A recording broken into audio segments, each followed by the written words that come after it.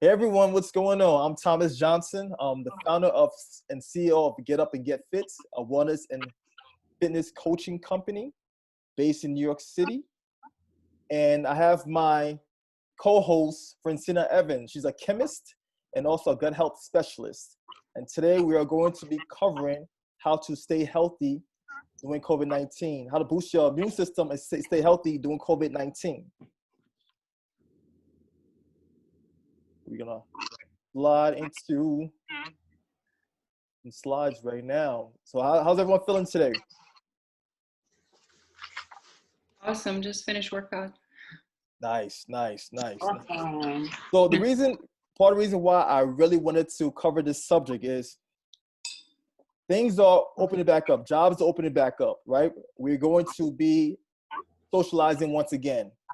And since a lot of folks have been indoors for a long time, their immune system hasn't been up to par, right? So when the immune system is semi-compromised for not being exposed, you tend to get sick faster. So this is why I felt it was very, very important to cover this subject. So I'm just gonna share my screen. We're gonna have fun with this.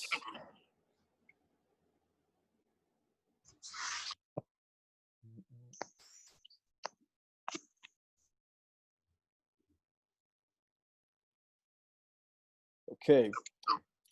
So Sina, how you feeling today? Hey. All right. I'm doing great. I'm ready to have this conversation. There you go. A very, very important conversation. So how to boost your immune system and stay healthy during COVID-19. So what is the immune system?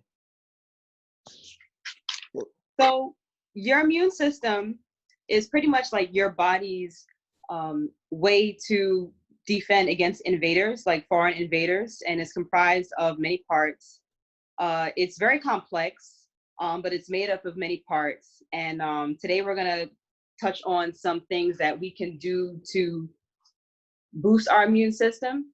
But first we wanna discuss some of the parts. So you wanna bring up the next slide? Yeah. We can see. Yeah, so we have the mucous membrane, right? We have our tonsils, our lymphatic vessels, thymus, our skin. You know, our skin is our largest organ, the body's largest organ, right? We have lymph nodes, we have spleen, our spleens, lymphatic vessels, and bone marrow.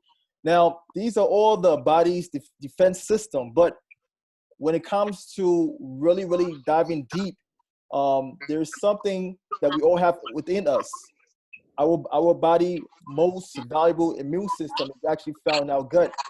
So Sina, tell us a little bit more about our gut and why our gut is so important. Well, your gut houses 70% of the bacteria that pretty much controls your whole body.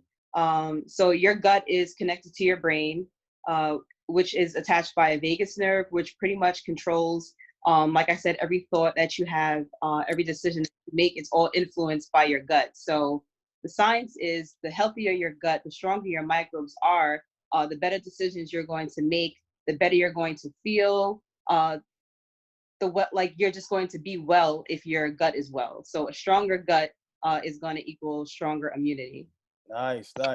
You know, through my research, because you know, I'm also a nutritionist. Through my research, I learned that the majority of what makes us human beings is not just DNA, that the majority of our body is microorganisms. Is this correct? Bacteria, viruses, and so forth. Can you tell us a little bit more about that?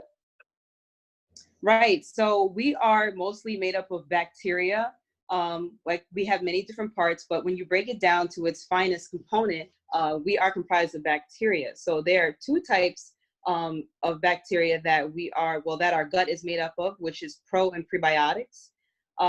So these are two types and they work with each other. So most of you are probably familiar with probiotics that you can get on any shelf.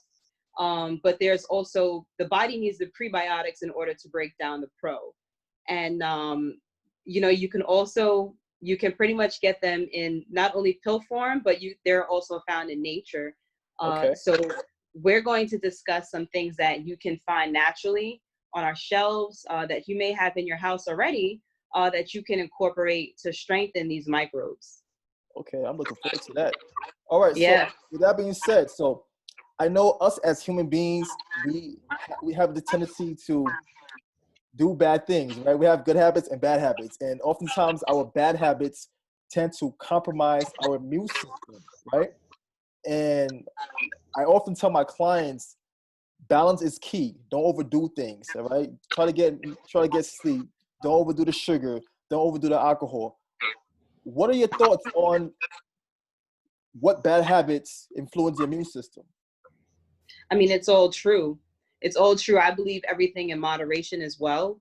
And well, while I'm looking at the first one, it says being a night owl. Well, that's like the one that gets my attention the most, but sleep Mine too. is so very important because it pretty much regulates all of your hormones. And it's very important to have a regular sleep cycle.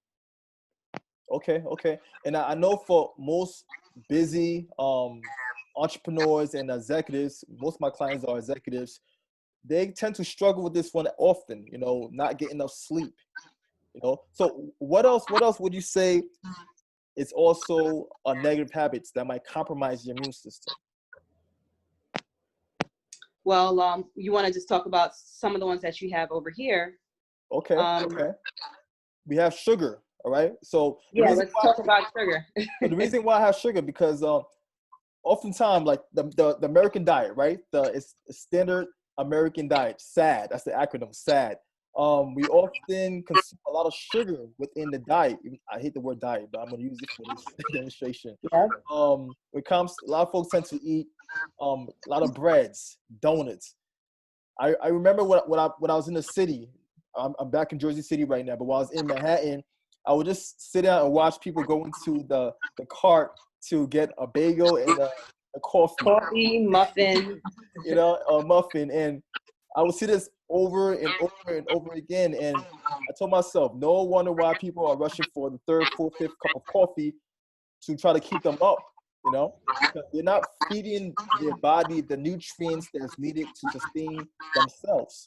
And another thing, like over time, you can increase your blood sugar levels by having like more than the amount of sugar that one should have per day, which is extremely low compared to your typical American dieter. So that's one thing that you want to keep in moderation. And there's other alternatives. And on the other side, there's alternatives that are unhealthy to your gut, like natural sweeteners, quote unquote, natural. Right. So like you'll say something like, we have our artificial sweeteners. I actually had my experience at the Food and Drug. There are so many studies that they did on Splenda, and it really causes cancer because when you break it down to its smallest form, it has a chlorine attached to it.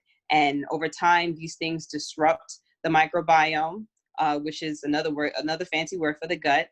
Okay. And it pretty much creates these little holes, and these toxins can seep out into the blood, and they can cause a myriad of diseases. And artificial sweeteners are definitely not something that you want to start because they can wreak havoc on your immune system and more.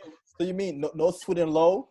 No sweet and low, no Splenda, like these things. They are advertised, and it's just unfortunate because there are so many people on them that are diabetic, but there are so many other natural things that you can incorporate that also don't affect your glucose levels, like xylitol. Are you familiar with any natural sweeteners? Yeah, like you mentioned, xylitol. It's been a while since I've been in school, so you kind of refreshing my memory right now. Yes, but these are all things to incorporate if you are like a sugar head. Sometimes I use stevia. I use raw sugar for the most part, but stevia is also in my closet. But never Splenda. So if you know anybody or anybody listening to this, if you're thinking about it, definitely a no. Nice. That's a great tip right there. So how about having friends who smoke, right? We all know how smoking is bad, but secondhand smoking, right? Being exposed to others who smoke consuming that toxin. Right. Over time, definitely. So how effective do you feel that is when it comes to compromising your immune system? I mean, it's definitely anything over time is going to have that negative effect. Like if you live with a smoker, fortunately, I don't have anybody in my family that smokes, like in my household. So I'm thankful for that. But I can imagine that being over time, you don't really have that opportunity to not be there because you're inhaling it if that person is smoking around you. But there are plenty of toxins in cigarettes and other things that you can smoke that do disrupt your microbiome, like all the other choices here. Yeah, all the other habits here. Okay. And I definitely agree with you. So the upper right, you see that little alcohol drinking alcoholic beverage daily. So I have a story. So when I was in high school, I was a sports addict. I was big on working. I was always running, always lifting. I played football, ran track, did a little wrestling just for a month, just try out. But for a month. But I was such a health fiend. But then when I went to college, I kind of switched up. I switched up my whole lifestyle. I decided to try out different lifestyles. So I started partying more, right? I started drinking more. Now, mind you, in high school, I didn't really drink. I was all about just playing sports and working out. Freshman year, I started drinking. Because I'm a very sociable person. I would go to the keg parties, right, and just start hanging out and go to five, 6 parties a week, And by the time I knew it, my immune system started compromising, and I was getting bronchitis, and that's when I realized how much of an effect alcohol has on the body, because it breaks down your immune system from being healthy and never getting sick to getting sick every other day. It was a huge awakening for me. So and that's something that you personally experienced. Yeah. You were able to tie that, like you were able to connect the dots. I definitely was, especially coming from a place where you were invested in your body consistently, and going to a different environment where you are constantly consuming alcohol. It was a huge 180. That was 180. Wow. Yeah. And you are probably more sensitive to it because your body started in like a pure state, like such like a healthy state. It was like, whoa, where are these toxins coming from? Definitely. Okay, but definitely you are robbing the body of oxygen there. That's true.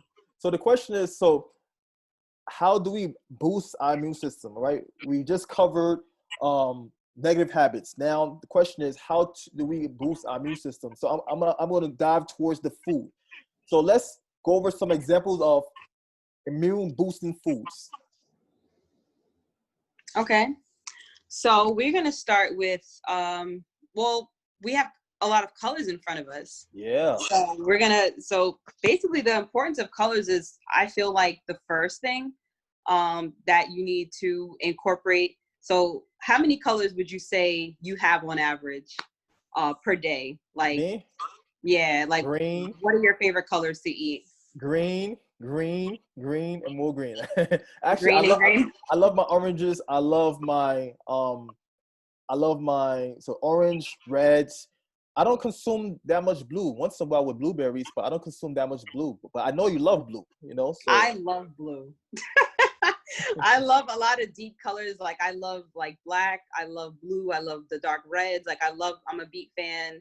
But there are so many different foods that we can incorporate to boost our immunity. But I feel like the first thing is to consider how many colors you're getting on a daily basis, and not food coloring, because there's a major difference, which is one of the other things that I picked up when I was at the FDA. I worked in colors for a bit, and we learned about the effects of like red 40, yellow, and sometimes you'll see something marked as natural, like a natural flavor, but it's a toxic color. So the colors that I want to talk about are colors from the earth. So I'll just talk a little bit about the importance of each color, like, and what they represent. Like you said, you like greens. So the greens are mainly to detoxify. the roughage, and you have your yellows, which is for like the skin. So they're good at building up the skin. We have our orange, which is to prevent inflammation. That's one of the benefits for the orange color. So what are some foods we have that are orange? We have oranges in front of us. We have sweet potatoes. We have turmeric. That's one of my favorites. Probiotics too. We have the white, which is, I feel like an underrated color. Cauliflower. Because you don't really see a lot of people talking about white foods, but there are so many white foods, and that color is actually mainly for the immune system. So what are some white foods that you would use on a daily basis?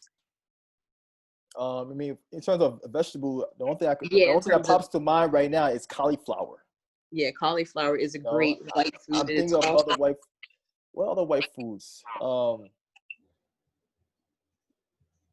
me see. So we have our onions. Let's go to the chat. Let's go to the chat real quick. So I see white cabbage. So nice. So guys in the chat, what else? What other white foods do you know about, or do you consume? White cabbage, onions. Okay. Onions are great. Yes. So we have ginger. We have our garlic. Yeah, ginger. That's true. Okay. Right. Cauliflower. Yeah. Definitely. Horseradish. Okay. Yes. So you mentioned white vegetables, they're good for the gut. So what purpose do these vegetables serve?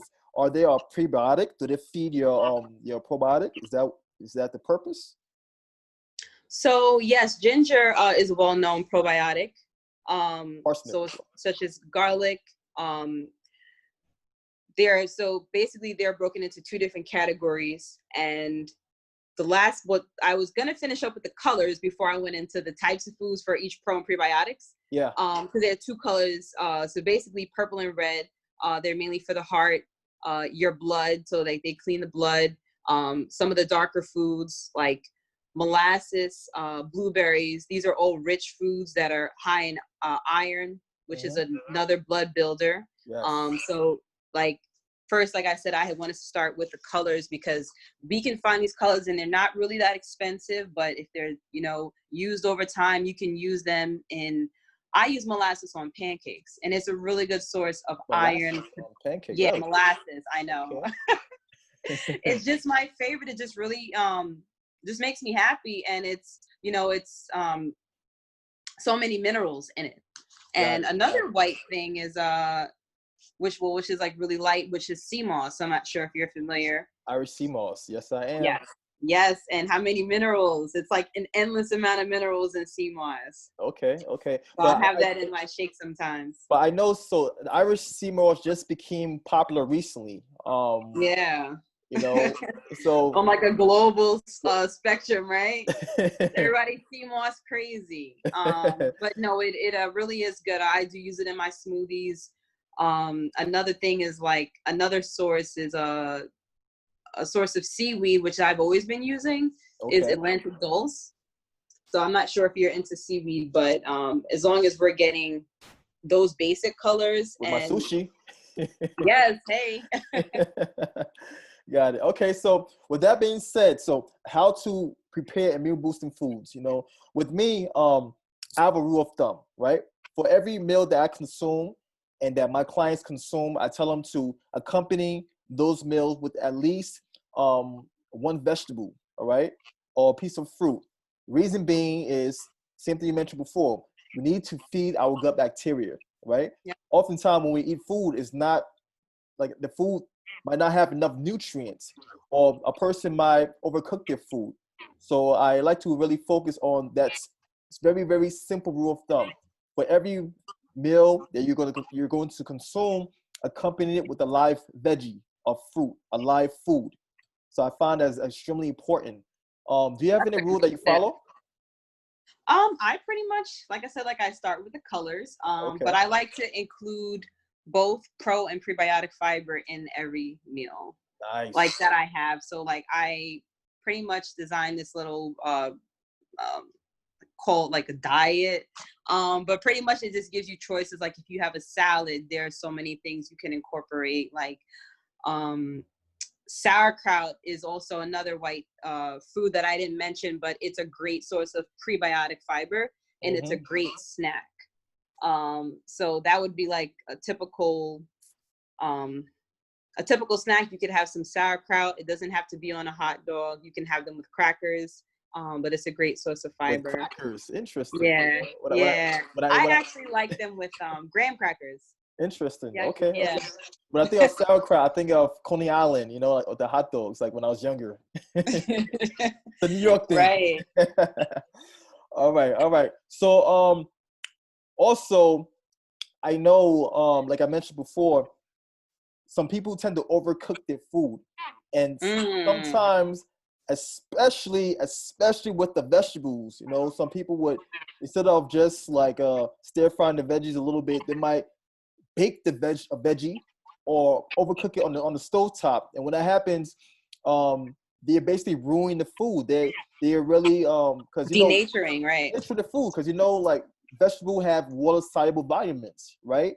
And by drying it out, you're getting rid of all those vitamins. So what are your thoughts on people who overcook their food, and what are some ways they could prepare their food without denaturing these vitamins? Well, I think some good ways are to obviously juice. I juice often. Okay. And that's one way you can preserve the nutrients. You can have your veggies raw. You can keep it paleo. That's What's paleo? One way to paleo is so you can, like, fruits and nuts, raw veggies. Some people like cauliflower, broccoli. You can also steam them, but like the more you steam them or boil these veggies, the less, like you said, the less nutrients that they're going to have. They're going to denature over time. Okay.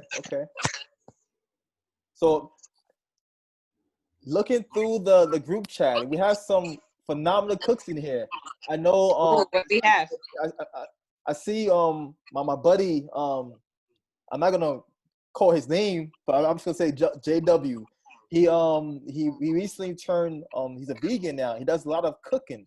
So do you have any recommendation when it comes to meal prep, if you don't mind sharing, or Noel and other folks in here? So vegan meal prep. I mean, there are so many options that you have. I personally like to have them in, like, so I make these like desserts, which I actually take the fiber of the vegetable and like I soft bake them. I like to have them in my omelets, but obviously if you're vegan, but you can steam the veggies. You can also have them like as sides. Okay. I found a really cool thing recently, Thomas. Okay. I never knew that you could take cauliflower and put it in the food processor and like rice the cauliflower, make it teeny tiny chunks. Yeah. Right. And I make like a tabbouleh. It's all cauliflower with the wonderful seasonings. We got some garlic, we put some parsley in, and you can put a little tomatoes in there, and it makes exactly like tabbouleh, but it's all veggie, and it's very filling, and you can eat it all day long. I love it. I have some in the refrigerator all the time for snacking. It helps me so much stay away from the pasta and the simple carbs, Wow, I like that. That's as a carb alternative. That's pretty good right there. Thanks for sharing. Wow. Thank you. Sure. Tabbouleh. Okay. All right. So now let's dive into exercise. Okay. So how does exercise help boost the immune system? So for everyone that don't know about Sina's background, so Sina runs track. She was actually prepping for the Olympics. She's an amazing track runner. So Francina, since you love to exercise, and I also love to exercise as well, how does exercise help to boost your immune system and just in general? Well, pretty much like every time, I feel like movement, it doesn't have to be super, super duper strenuous, but the simplest movement is going to promote circulation. So it's going to send more oxygen to other areas of your body that didn't have it when you were still. Mhm. So pretty much overall movement, ranging from 0 to 100, is going to boost your immune system. So the more you're moving, the more your heart rate is up, is going to give you that boost, and it's going to create endorphins.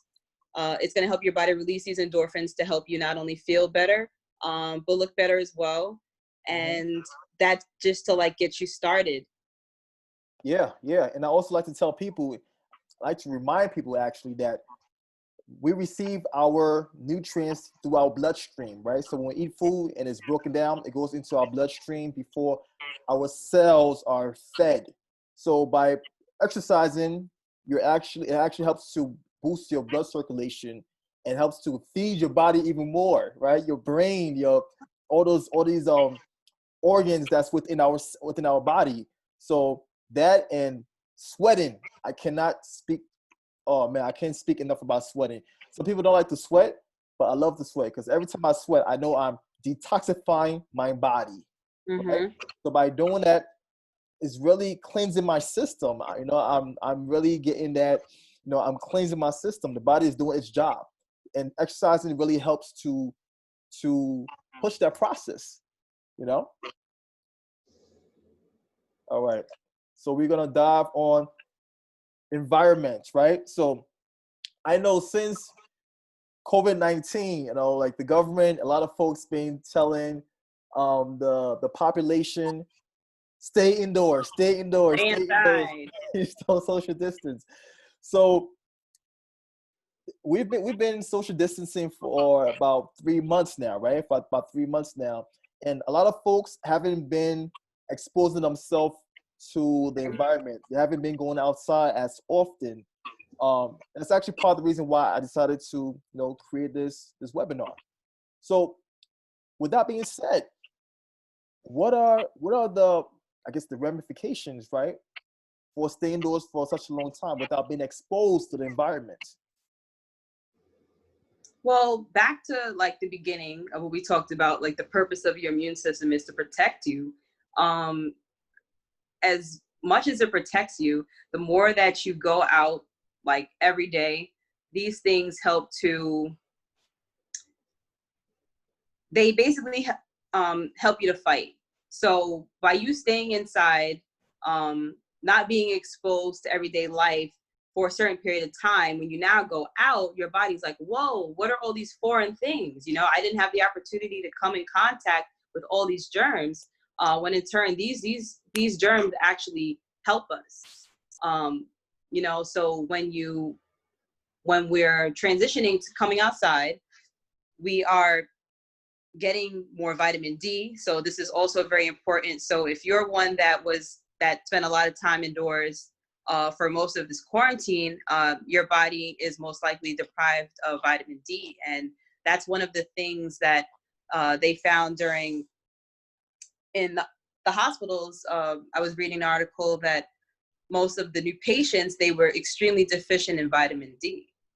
And that can be connected to not getting that exposure that you would. So during the months that we were March, April, May, these are months that we would have been going outside, going to the store, your typical person would be doing. So transitioning, there are so many ways to get vitamin D in addition to the sun. So something like olive oil, like I usually take like a teaspoon, like a couple times a day. That's a great source for vitamin D. Okay. But pretty much it's very important to keep going outside, even if it's just for a walk around the block. Obviously you have to follow the precautions as in terms of like wearing your mask, but it's really nice outside now, and it's really good to start getting that exposure if you haven't been. Yeah, and I know like vitamin D is important. It's a very, very important source because it helps with the body absorb calcium, right, and phosphorus, right? Right. And our body needs calcium and phosphorus to strengthen our bones, and also to develop our teeth, our bones, our other organs. So it's extremely, extremely important. The sunshine vitamin, I like to call it. So also Yes. one other thing I would like to highlight, right? I'm not sure if a lot of folks know this, but when you're indoors for such a long time and you're not allowing air to flow, if you don't have your window open and you're just indoor, just being dormant, oftentimes the air indoor is more toxic than outdoor because you're breathing the same air, you breathe the same air over and over. So your body really goes through an adverse effect by, recycling that same air. So it's so important to go outside. It's so important to go outside to, just be more exposed be exposed to nature. It's like you mentioned before, vitamin D, the sun, the microbes from the grass, the air, because Right. Pets, they carry a lot of germs too. If you have pets, they're going outside. And you being exposed to them is actually to your advantage. So yes, there you go. Okay. I love pets. So let's cover sleep. Sleep. So how does sleep help your immune system? Sleep. So like we discussed earlier, sleep pretty much, like everything that you're doing during the day, if you don't sleep, you don't get to program it. So if you're learning something new, if you're starting a new diet, quote unquote, your body's like a computer, and it needs to reboot. So if you don't reboot for your typical 8 hours, which is like the recommended window, some people like to chop it in half. If you're working on a project, you cut it into 2-3 hours. But over time, your body's not going to function at its optimal in its optimal way without the proper amount of sleep. Yeah, and I like to share this fact with people, right? The majority of accidents, especially car accidents, are because of sleep deprivation, not because of drunk driving or drugs. It's actually sleep deprivation, and oftentimes we tend to put sleep on the back burner, especially when you are a busy executive, right? Or you're an entrepreneur. You tend to work, and sacrifice sleep, when in reality, sleep is really what's keeping everything together, is helping you to function. You're able to think better. Have you experienced times where you're sleep deprived and you started having accidents out of nowhere, just random frivolous accidents? I mean, it's like I know I don't function properly without the amount of sleep that I get. Like, especially now with like the business and everything, I'm balancing my workouts. Like, I have to make sure I get enough sleep. Or one, I'm irritable. Two, I'm just not thinking right. Like you really need your rest. And for what I'm trying to do, like with my track career, like the top sprinters, like I studied the top sprinters, and they get their sleep after every single workout. So that's something that I'm still working on, is getting more sleep even throughout the day. So for your average, just for like your average person that doesn't work out as much, it's just extremely important to get your rest, because the more optimal you want to be, the more sleep you want to get. Yeah, and there's also been studies that have, that have came about and basically confirmed that there's a huge correlation between sleep and longevity, right? People who get good sleep tend to live longer. When I say good sleep, I don't mean just 8 hours sleep. I mean really getting that deep REM sleep, getting that full rest. If you look at some other countries, like for instance, like Italy, right? During lunchtime, they'll take a break, right? Us Americans, we tend to go. Yeah, So, they take a break in the middle of the day. Yeah, to take a nap, rest, hang out with the family, and we could definitely take some notes from other countries that are doing well when it comes to the health, when it comes to I guess the blue belt, the blue belt countries, comes to longevity, right? So yeah, sleep, I can't stress it enough. Sleep is so important. So with this being said, we cover sleep, we cover food, we cover Prepare. how to prepare your food, we covered exercise. So for a busy executive, right? A person that's, that's constantly on the go, that's running their company, that's going from A to Z, constantly on the go, that barely have time to sleep. What would you recommend for them to do when it comes to, I'm just gonna work my way backwards, when it comes to trying to get more sleep, all right? So I'm gonna work my way backwards, sleep, then I'm gonna talk about environment and etc. What are some options, or what are some ideas you have for the busy executive? If this is really something that's an issue for you to get an average 6 to 8 hours, I would say to spend more time during the day, even if it's just a short nap. Let's say like if it's like a 30-minute nap or like a power nap, get it through other spans throughout the day. So actually make up like put it in your calendar to get some rest. Okay. Because I know it can be tough for some. Like one of my mentors, he's like a Wall Street guy, and he's just like, oh, my body only requires 2 to 3 hours of sleep. And I'm just like, what do you mean your body only requires, but we can sometimes work ourselves in a way to where we think that that's, eventually it's going to wear us down in some way. But if you're a mentally tough person, that's how your mind's going to be set. But over time, it's going to affect you. And I feel it when I don't get enough rest. Like I said, I'm irritable. Yeah. In addition to many other things. So. Got it. Okay. Yeah, I mean, I definitely agree with you.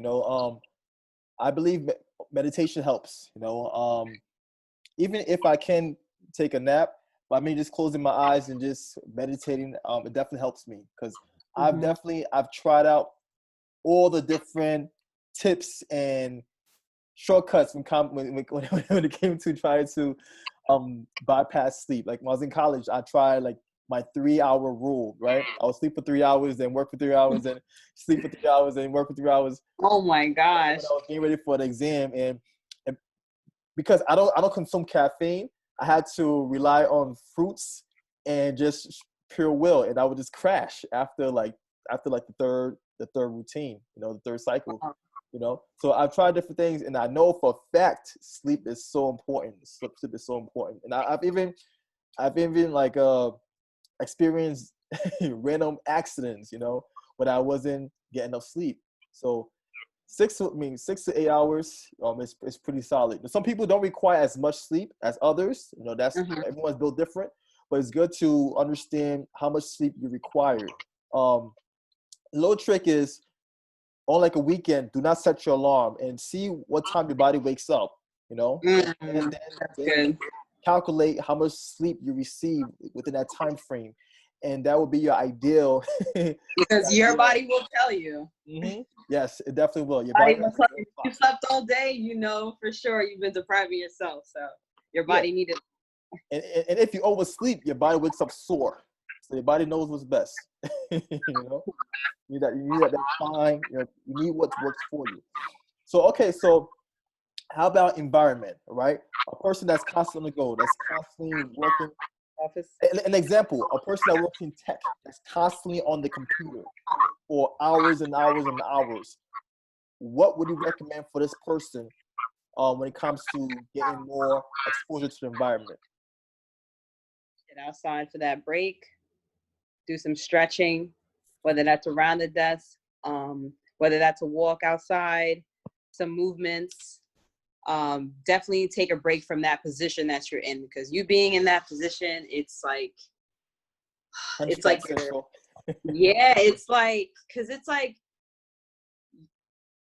we all are going to, I didn't even know how to say this, but whatever your main position is, that's what's going to be that's going to dictate your posture. And posture is extremely important, as for not only your breath, but so many other things. Yeah. And you want to make sure that you're not reinforcing a bad posture by being in one that's not supportive of optimal posture all day. So it's important to build that up, make sure you're stretching, you're taking, whether that's getting a massage, adding some self-care in there to kind of de-stress from that long, extenuous work day, balance that out with some self-care as well. Yeah, definitely. And being a person that's big on posture, I even became a posture coach through NPI, National Posture Institute. And I tell a lot of our clients, because we run a wellness and fitness coaching concierge company, it's important to move around. So a simple rule that we make our clients set a silent alarm, a vibration on their phone to go off every hour, to just get up and stretch for like a few seconds. That's brilliant. Just by doing that, it really helps a lot, because you're able to increase your blood circulation. Now imagine sitting down for a long time in one area and not being able to concentrate. Sometimes when you're in a place for too long, your blood circulation slows down, and your brain is one of the most important organs. You're not giving your brain enough blood flow. This is why you get that fog, right? You can't concentrate. You're at a roadblock. So just by getting up and moving around, it helps to increase your blood circulation and your oxygen as well. Major. Definitely. All right, so let's go backwards. Let's talk about exercise for a busy executive, right? A person that's constantly on the go. What are some, as a person, I know you're an athlete, so that you live this, you live and breathe it. So, but for a person that always has the excuse, oh, I'm too busy, I can't afford to exercise. That's my Manhattan Wall Street voice. One thing I learned very early is that we always have time. Mm-hmm. We always have time, and it's you control how you spend it. So with that being said, you have to dedicate time to exercise, because that is your exercise / movement. That is your life. Mm-hmm. So if you're not moving, you're going to get stiff. Your fascia gets tight, less oxygen, knots, trigger points. Then that's when you really need like a medical massage, but this is one of the things, if you incorporate daily exercise, and it's something that you enjoy. So you may not enjoy, going to the gym and lifting every single day. That may not be for you. Maybe you're going to be into Tai Chi or martial arts or yoga, but whatever that is for you, you have to spend time and consistency. Just be consistent with it, whether that's 3 days a week, but it's definitely setting a schedule to take time, because it is like time for you. Like that's how I view it. Like I'm, very relentless in my training, but it's also part of my therapy. Like I don't feel right if I don't feel oxygenated. My brain doesn't feel happy. Like I just came from working out before this call, and if I notice I don't feel okay. I definitely agree with lifestyle. It's like a lifestyle, and it's not like, I feel like a lot of people that don't, they're like, oh, I don't have time. Mm-hmm. It shouldn't be viewed as a chore. It should be something that you enjoy. That's why I think it's very important to find something that you can see yourself committing to, even if it's 2 to 3 times a week. It's still better than 0. Yeah, and the thing is, I think what's the real problem is people tend to associate, or I guess connect exercise to a chore, right? And once you have that negative connotation to a specific thing, you tend to, push it away from you, So I tell people all the time, we have conversation with our clients. I ask them, what do you like to do? It could be dancing. It could be, going for a simple walk. Start off with that. Exercising is movement. Is moving your body. It's not necessarily going to the gym, lifting 100, 300 pounds or squatting 400 pounds. That's not necessarily what it is. That's one component. But I like that you start that way. So like you start from the actual client and what their interests are, because that's going to get their attention. They can commit to walking, or dancing. Like that's definitely a great start. I like that approach. Yeah, especially if you're a person that works in an office building, like in like a high riser, like most of the buildings in Manhattan. I'll tell my clients, if the elevator permits, if you have stair access, walk up a few flights, and then take the elevator, or take the elevator to a certain flight, then walk up. Do this consistently every day, and build up this as a routine. and it's You gonna meet them where they compound. are. Yes, yes. I mean, at the That's end of the day, amazing. I mean, with my company, our main focus is longevity, right? The goal is not just about working out; it's longevity. Is providing the support system to help you live a healthy lifestyle. You know, this is why like our slogan is "Get up and get fit." It's a lifestyle. You know, now it's extremely important. We all need support sometimes. And as a track star, you when you're running, when you're training, sometimes you need a coach. You have a coach, Right. right? Right. So it's extremely Somebody that important. can stay accountable. Yeah, yeah. Accountability is key, especially when you're constantly on the go. You focusing on everything else but your health and well-being. We need, right? Basketball Yeah, I players. have about 3 people that check in with me. So it's not just There you go. like it's not just me motivating myself, but even that is an important factor. But it's still healthy to have other people that are gonna check and say, hey, looking like physically looking at me to see if I did this drill right, because these are things that are gonna be ingrained. Like everything is ingrained over time, just like bad posture. So Yeah. it's important if you're unfamiliar on how to strengthen the good posture. It's very important to have somebody that's going to reinforce. Because I'll tell you a story. Back in 2015, I was working with a coach, but we didn't have the best relationship, like coaching athlete, and I ended up doing the lifting on my own because I basically didn't want to be bothered with him.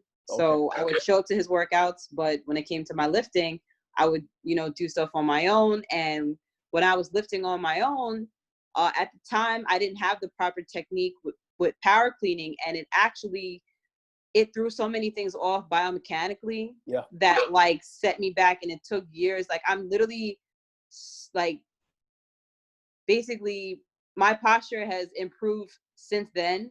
But I had to undo a lot of things because I didn't have that attention at that point in time. And if I would have, I mean, I don't wish I would have changed the past because it brought me to where I am now.